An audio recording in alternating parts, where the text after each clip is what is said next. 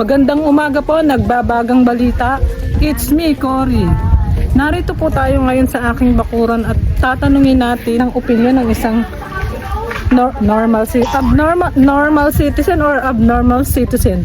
Ng isang abnormal citizen kung anong masasabi niya sa pagtaas ng gasolina na konektado sa giyera.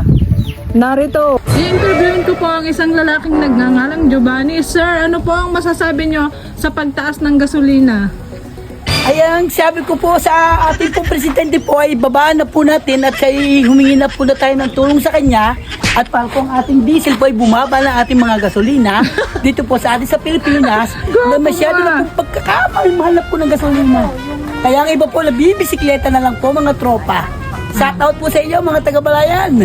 Ito na po mga presidente, tayo po ay kailangan po ay ang ating pong bansa ay kailangan pong ibaba na po ating gasolina.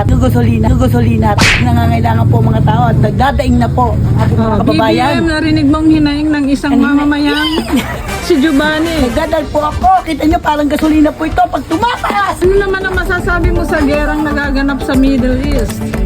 Ay kailangan po sila, sumuko na po sila at sila ay magsitigil na po sa paggera at wala po mangyayari.